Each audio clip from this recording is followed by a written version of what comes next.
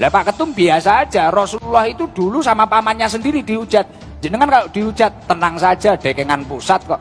Ini malah seakan-akan dibela oleh jenengan. Kenapa Gus? Apakah ada sesuatu?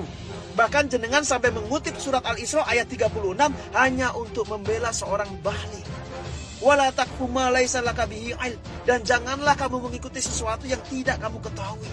Ini apa-apaan Gus? Ya surat Al-Isra itu bagus untuk mengingatkan seseorang, tapi untuk membela si bahlil dan kemudian mengutip surat itu, menurut saya ada sesuatu yang belum tepat. Bayangkan saja ya, bahlil ini adalah pejabat publik. Ketika dia membuat suatu kebijakan yang dirasa memang tidak benar atau menyusahkan rakyat, ya wajib untuk dikritik, bukan malah dibela. Nah, sedangkan Rasulullah Muhammad SAW itu dihujat bukan karena kebijakannya, bukan karena kesalahan atau apa. Memang karena orang itu tidak suka. Jadi jangan kemudian samakan antara si bahlil dengan Rasulullah Muhammad SAW. Itu terlalu jauh, Gus. Beliau ini tokoh agama, tapi gak bisa bedakan nabi dengan pejabat. Jangan samakan nabi dengan pejabat, karena nabi gak bisa disalahkan. Beliau tuh membawa kebenaran yang mutlak. Nabi itu utusan Tuhan, pembawa risalah, ngajar umat jalan hidup yang benar. Sedangkan pejabat itu jabatan politik, gajinya dari rakyat, dari pajak rakyat. Dia manusia biasa, disuruh membuat kebijakan agar rakyat hidupnya gak sengsara. Yang kebijakan itu bisa benar, bisa aja bego. Jadi jangan samakan nabi dengan pejabat. Kalau gitu terus-terusan, pejabat-pejabat itu ngerasa jadi nabi dong. Gus Ikdam dikritik warganet gara-gara bela bahlil umpamakan dengan nabi. Warganet dia pejabat publik, bukan nabi. Pegiat media sosial Yusuf Muhammad atau yang diakrab disapa Yusuf memberikan sindiran keras. Sindiran ini diberikannya ke Gus Ikdam soal Menteri SDM Bahlil. Mengingat saat ini Bahlil mendapatkan banyak hujatan dari berbagai pihak, khususnya para netizen di media sosial.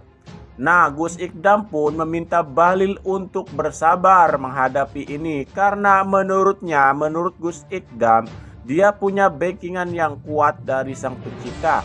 Hal inilah yang kemudian disindir keras oleh Yusuf Muhammad melalui akun di medsosnya. Ia menyebut Bahlil sebagai public enemy, bukan nabi, melainkan manusia biasa yang juga bisa berbuat salah.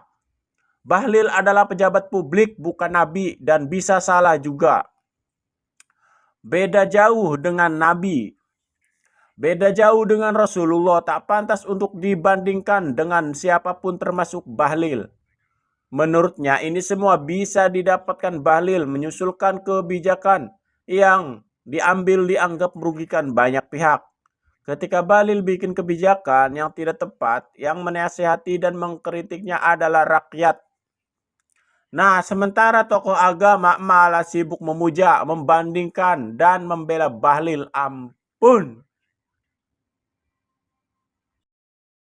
Makanya kalau jabatannya banyak ya gak usah meri. Lah Pak Ketum biasa aja, Rasulullah itu dulu sama pamannya sendiri dihujat. Jenengan kalau dihujat tenang saja, dekengan pusat kok. Nah, tenang saja, penting benar, penting merah putih. Insyaallah jenengan akan selalu bersama Allah Subhanahu wa taala. Ingat kisahnya Rasulullah. Rasulullah itu di tanah Thaif dilimpari batu, dilimpari kotoran. Wala taqfu ma laisa laka bi'ilm. Janganlah kamu ikuti sesuatu yang belum kamu ketahui kebenarannya. Assalamualaikum warahmatullahi wabarakatuh. Izin menanggapi Gus. Menurut saya sudah terlalu jauh membandingkan antara si Bahlil dengan Rasulullah Muhammad SAW. Ya, tadi jenengan mengatakan bahwasanya tenang saja, dihujat tidak apa-apa, yang penting benar, yang penting merah putih, kan dagangan pusat, begitu kata jenengan. Ya, sekarang kalau bicara soal merah putih, siapa yang tidak merah putih, Gus? Saya pribadi dan juga teman-teman lainnya di media sosial netizen itu juga merah putih semua. Mereka semua itu mengkritik kebijakan si Bahlil yang memang dianggap tidak benar. Contoh nih, soal kebijakan gas LPG 3 kg. Bagaimana pada saat itu banyak sekali masyarakat yang protes, bahkan banyak sekali memakan korban jiwa. Nah, masyarakat itu memprotes kebijakan Bahlil yang memang dianggap tidak benar. Kemudian ada lagi terkait dengan dugaan tambang ilegal yang dibiarkan begitu saja. Dan yang terakhir, ya, ada terkait dengan pembatasan impor BBM dan etanol, yang mana mengakibatkan banyak sekali SPBU swasta mengalami kekurangan stok BBM. Yang jual BBM itu hanya Pertamina. Bahkan yang baru-baru ini banyak sekali kendaraan roda 2 macet, ya, mogok. Akibat apa? Akibat diduga karena setelah mengisi BBM di Pertamina. Bayangkan, rakyat mana yang tidak marah? Ketika BBM itu tidak ada di SPBU swasta, masyarakat dipaksa untuk beli di BBM Pertamina. Tapi kualitas di Pertamina tahu sendiri kan seperti apa. Banyak sekali kasus oplosan BBM, ya. Dan yang terbaru ini membuat masyarakat motornya jadi mogok. Nah, ini kan semuanya menyusahkan masyarakat. Masyarakat itu mengkritik kebijakan-kebijakan Bahlil yang memang dianggap atau dirasa tidak benar. Jadi menurut saya sudah terlalu jauh kalau mau membandingkan antara si Bahlil dengan Rasulullah Muhammad SAW. Karena bagi umat Islam, ya, apa yang diajarkan oleh Rasulullah itu sudah pasti kebenarannya. Apa yang dilakukan oleh Rasulullah itu sudah pasti kebenarannya. Itu sudah terverifikasi itu. Nah, sedangkan si Bahlil ini orang biasa yang masih banyak dosa, sama seperti kita semua, sama seperti saya, yang mana dia ini boleh dikritik, ya. Apalagi membuat kebijakan yang dianggap tidak benar, dan beberapa kebijakannya itu memang sudah dianulir, ya. Misalnya kebijakan terkait dengan LPG itu. Sampai presiden yang harus turun tangan untuk memerintahkan agar si Bahlil itu mencabut aturan tersebut. Jadi apa yang salah dari masyarakat? Tidak ada, ya. Jadi kenapa kemudian si Bahlil ini malah seakan-akan dibela oleh jenengan? Kenapa, Gus? Apakah ada sesuatu? Bahkan jenengan sampai mengutip surat Al-Isra ayat 36 hanya untuk membela seorang Bahlil. Wala taqfu ma laisa laka bihi ilm. Dan janganlah kamu mengikuti sesuatu yang tidak kamu ketahui. Ini apa-apaan, Gus? Ya, surat Al-Isra itu bagus untuk mengingatkan seseorang. Tapi untuk membela si Bahlil dan kemudian mengutip surat itu, menurut saya ada sesuatu yang belum tepat. Bayangkan saja ya, Bahlil ini adalah pejabat publik. Ketika dia membuat suatu kebijakan yang dirasa memang tidak benar atau menyusahkan rakyat, ya wajib untuk dikritik, bukan malah dibela.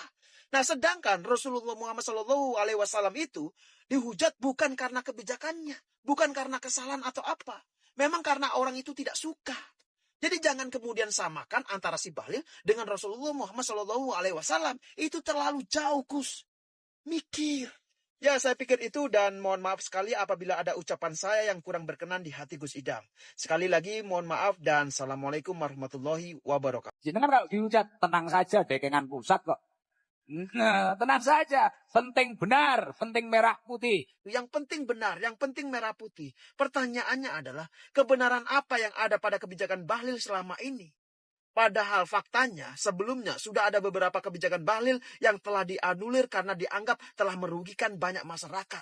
Bahkan ketika masyarakat sudah banyak menjadi korban, itu pun Bahlil masih belum sadar. Sampai presiden harus turun tangan untuk menghentikan kebijakan Bahlil itu. Contohnya adalah terkait dengan kebijakan gas LPG 3 kg.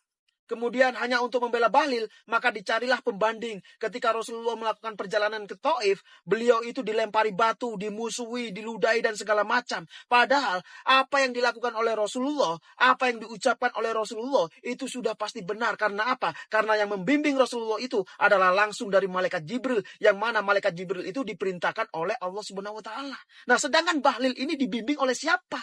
Jadi, kalau ada orang yang tidak setuju atau memusuhi Rasulullah, maka sudah dapat dipastikan orang itu salah. Nah, sedangkan orang yang tidak setuju dengan Bahlil, belum tentu orang itu salah. Begitupun sebaliknya.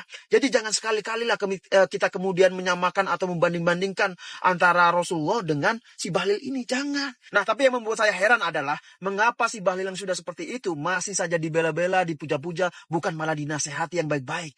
Ada apa di belakang semua itu? Coba, ada yang